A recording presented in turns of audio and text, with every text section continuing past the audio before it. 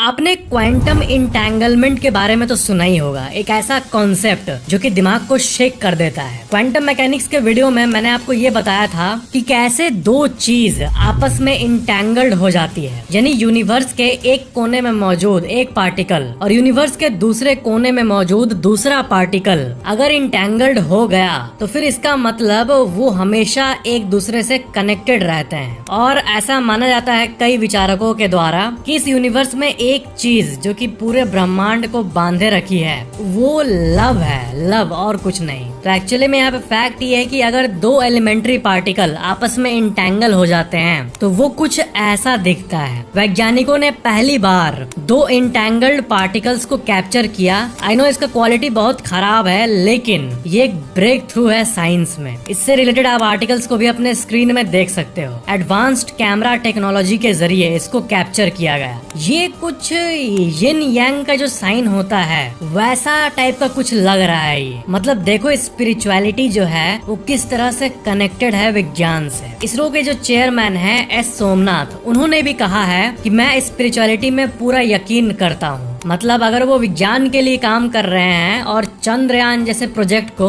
वो अपने team members के मदद से सक्सेसफुल किए हैं तो वो विज्ञान के दम पर देश का नाम तो रोशन कर रहे हैं, लेकिन उनके भी माइंड में डीप में कहीं न कहीं है कि विज्ञान जो है वो एक लिमिटेड स्तर तक ही काम आती है। और जो बियॉन्ड वाली अनरियलिस्टिक बात है ना कि इस यूनिवर्स के बियॉन्ड भी कुछ है जो कि नॉर्मली किसी को उतना सेंस नहीं बनाएगा unless you are a deep thinker. तो ये जो स्पिरिचुअलिटी है ये कहीं न कहीं है यानी एग्जिस्ट करती है। चलिए जानते हैं अगली इंटरेस्टिंग जानकारी को। क्या आपने कभी वेल ट्रैवल्ड रोड इफेक्ट के बारे में सुना है? ये एक कॉग्निटिव बायस होता है, यानी कि ये ज्यादातर उन लोगों को होता है जो कि एक ही रास्ते से गाड़ी को लेके लगातार बहुत दिन तक जाते आते हैं। मान लो आपको किसी प्लेस पर जाना है जिसका नाम है एक्स और उसके 3 रास्ते हैं ए बी सी, और वो इंसान बी वाले रास्ते पर 1000 बार आ जा चुका है। तो भले ही ए या फिर सी छोटा रास्ता हो, अच्छा रास्ता हो या फिर इफिशिएंट रास्ता हो, फिर भी वो बी को ही चुनेगा, क्योंकि यहाँ पर वेल ट्रैवल्ड रोड इफेक्ट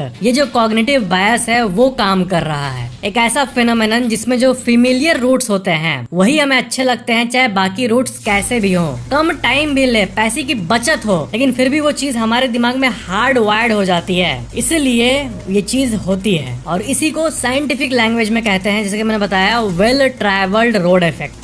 चलिए जानते हैं अगली इंटरेस्टिंग जानकारी को। पहले आप ये आर्टिकल देखो। Deep mind AI finds a new way to multiply numbers and speed up computers. मतलब एआई जो है ये दिन ब दिन बहुत तेजी से बढ़ रही है। जैसे कि एक होता है ना कि एक नॉर्मल सा एक्सपेक्टेड ग्रोथ होता है, एक होता है एक्सपोनेंशियल ग्रोथ। मतलब ये चीज कहाँ तक जाएगी इसका अंदाजा कोई नहीं लगा सकता कैलकुलेशंस के जरिए। तो एआई ऐसी ऐसी चीजें कर रही है। एआई एल्गोरिदम से बनता है। कई एल्गोरिदम आपस में काम कर रहे होते हैं तो एक ब्रेन की तरह वो आउटपुट दे रहा होता है, जिसको कि एआई यानी आर्टिफिशियल इंटेलिजेंस कहते हैं। लेकिन ये आर्टिफिशियल इंटेलिजेंस ये खुद एल्गोरिदम प्रोड्यूस कर सकते हैं, कंप्यूटर प्रोग्राम्स बना सकते हैं। यानी ऐसा वक्त करीब आ रहा है जब एक एआई दूसरे एआई को मैन्युफैक्चर कर पाएगा, क्योंकि एआई क्या है? सेट ऑफ प्रोग्राम्स और set of very very very very complex algorithm,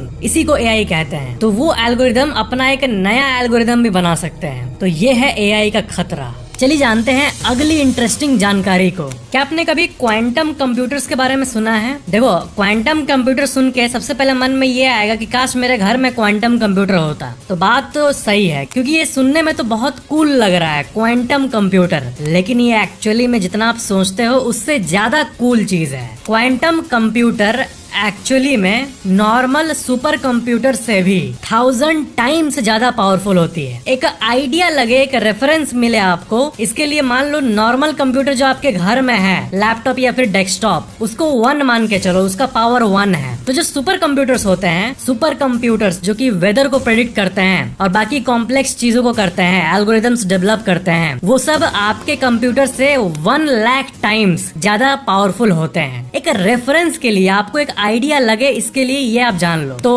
super computer का 1 लाख पावर होता है, तो कंपेयर करें तो एक क्वांटम कंप्यूटर सुपर कंप्यूटर से भी 1000 टाइम्स ज्यादा पावरफुल होता है। और गूगल जैसी जो महाशक्ति वाली कंपनीज हैं, जो कि बिलियंस ऑफ डॉलर्स रिसर्च पे ही स्पेंड कर सकती है, वो एक्चुअली में इस पे काम कर रही है और इसको डेवलप कर रही है। और माइक्रोसॉफ्ट जैसी कंपनीज भी इस पे काम कर रही है। तो क्योंकि अब माइक्रोसॉफ्ट, गूगल ऐसी कंपनीज का टाई अप बहुत सारी इंडियन कंपनीज के साथ भी हो रहा है, तो आप एक्सपेक्ट कर सकते हो कि इंडिया में भी बहुत जल्दी हमें क्वांटम कंप्यूटर्स देखने मिलेंगे। चलिए जानते हैं अगली इंटरेस्टिंग जानकारी को। थॉमस जेफरसन, जो कि 3rd यूएस प्रेसिडेंट थे, उन्होंने एक बात कहा था। उन्होंने ये कहा था कि हर कॉन्स्टिट्यूशन उनके हिसाब से हर 19 साल में एक्सपायर होना चाहिए। अगर 19 साल से ज्यादा रहे एक संविधान, तो वो अभी के जनरेशन के लायक नहीं होता, वो अभी के टाइम के हिसाब से अपडेट होना चाहिए। तो क्या आप इस चीज पर मानते हो? आपका अपना थॉट हो सकता है ऑफ कोर्स, लेकिन थॉमस जेफरसन ये मानते थे। और मेरा पर्सनल ओपिनियन बोलूं तो जो संविधान लिखते हैं, ऑफ कोर्स वो बहुत चीजों को सोचकर लिखे हैं संविधान को, लेकिन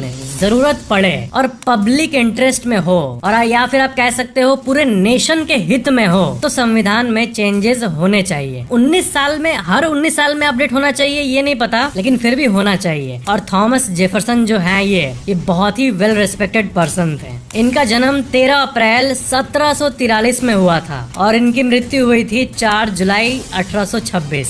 यूएस के 3rd प्रेसिडेंट थॉमस जेफरसन।